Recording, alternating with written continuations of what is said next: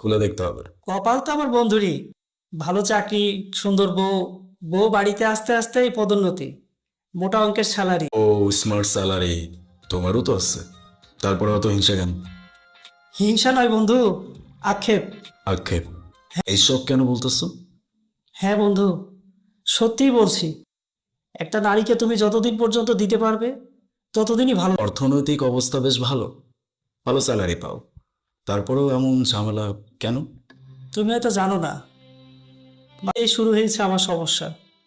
বউকে আগের মতো টাকা পয়সা দিতে পারি না বলে আমার কোনো দাম নাই। আর এ নিয়ে প্রতিনিয়ত। কি কি বলতেছো তুমি এইসব? মানে এই বিষয় নিয়ে এত বড় ঝামেলা? আমার তো। যার বুদ্ধি 9 বছরে হয় না, তার 90 বছরেও হবে না। এটা ঠিক বলছো, আমাকে খুব ভালোবাসে, শুধু আমাকে না, আমার পরিবারকেও ভালোবাসে, আমাকে অনেক সাপোর্ট করে। শুনে ভালো লাগলো বন্ধু। তবে একরকম হয় না, তবুও বলবো, পারলে টাকাকে আঁকড়ে ধরে রাখো। শুধু বইয়ের আদিক্ষেতায় বইয়ের আঁচল ধরে থেকো না। কিন্তু সোনিয়াকে আবার তেমন মনে হয় নাই। ও আমাকে। আমি তোমার বিশ্বাসে কখনো ছেদ ঘটাবো না।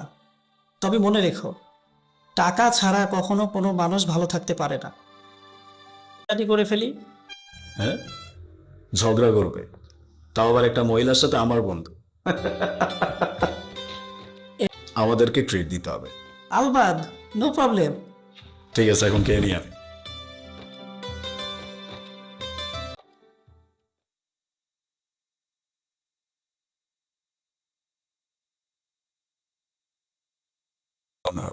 তারপর বলতেছি,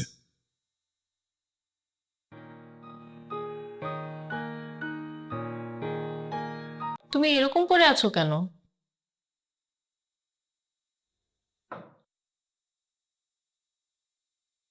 আমার আমার চাকরিটা চলে গেছে। কি বলছো তুমি এসব? তোমার কেমনে চলবো? যা ইনকাম করছি সব তো দুই হাতে উড়াইছি, আপৎকালীনের জন্য কিছু জমিও রাখি নাই। তো আর হবে না।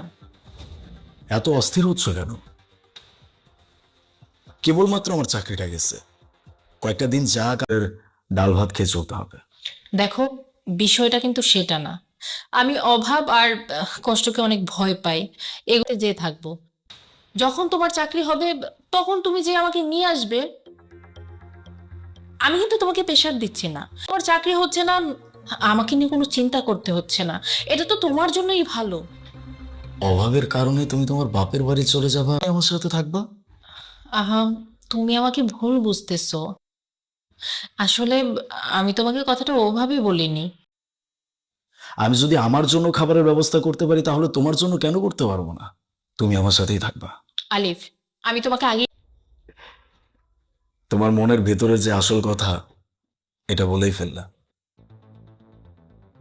আসলে এখন না, আমি তোমাকে হার্ট করছি না, আমি সত্যিটাই বলতেছি। তুমি আমাকে হার্ট করে দেখো, এখানে আমি আর এক মুহূর্ত থাকবো না। তোমার এই সংসারে থাকার আমার কোনো ইচ্ছা নাই। আমি আমার বাপের বাড়ি চলে যাব। থাকো তুমি তোমার সংসার নিয়ে। আচ্ছা, সত্যি আমি মানুষ চিনতে ভুল করছি। আমি এই মুহূর্তে আমার বাপের বাড়ি চলে যাব। আর যতক্ষণ তোমার চাকরি না হবে, তুমি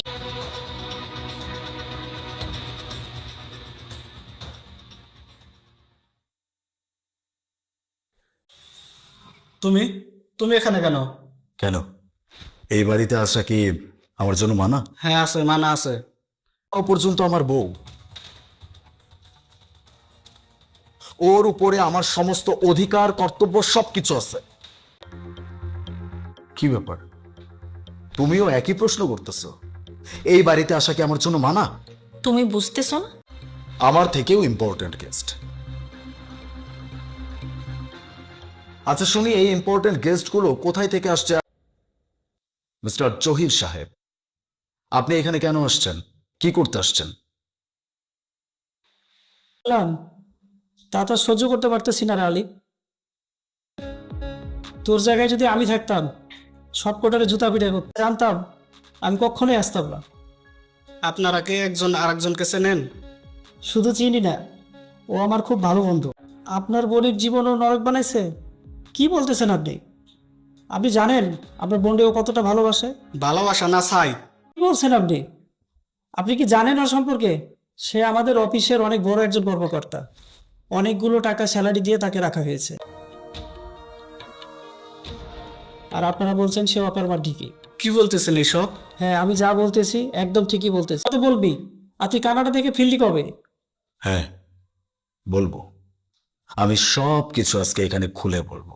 বিশ্বাস করতে নাই? তারা পরিবর্তনশীল। তারা শুধুমাত্র টাকা চেনে আর কিচ্ছু চেনে না। আমি তোকে আমি ভুল ছিলাম। আমি সম্পূর্ণ, আর এই মানুষটা কিচ্ছু বোঝার চেষ্টাও করলো না। সম্ভাব্য অভাবের কথা চিন্তা করে সে আমার বাড়ি থেকে বিয়ে করার প্ল্যানও করতেছে। আমি তো ভাবছিলাম যে আমার বউ হয়তো আমার জন্য অনেক কষ্ট পাচ্ছে। এর মধ্যে হঠাৎ করে আমার বিদেশে হয়তো আমাকে অনেক মিস করতেছে, আমার জন্য ছটপট করতেছে, যার কারণে আমি দেশে ফিরে এই বাড়িতে সর্বপ্রথম আসছি। আর কথা বলছি, আমি মানুষ চিন্তা ভুল করছিলাম। আমি যেই মানুষটাকে ভাবছি যে আমার,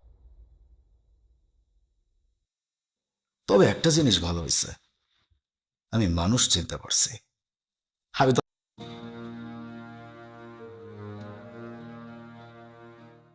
কিন্তু আফসোস, আমার বউ সেটা পাওয়ার এর জন্য আমি তোমাকে ওইভাবে বলেছিলাম। এগুলো আমি সহ্য করতে পারবো না। আমার খুব ভুল হয়ে গেছে। বন্ধু, তাও ভালো তুই সময় মতো এসেছিস। তোর বউ দেখ তুই কি করবি, তুই চিন্তা ভাবনা করে দেখ। চলো। লোভী মানুষ কোনোদিন সুখী হইতে পারে না। লোভী মানুষের জীবনে কোনো মোটো সবকিছু করতে পারিস। আমি হারে হারে টের পাচ্ছি। এই 2 মাসে আমি এই সব কথাগুলো হারে হারে টের পাইছি। নেভার, আমি তোকে ভালোবাসছিলাম, ভালোবেসে বিয়ে করছিলাম, আর তুই সেই ভার জীবনে কোনো দরকার নাই। তবে একটা কথা মনে রাখবি, লোভী মানুষ কোনোদিন সুখী হইতে পারে না।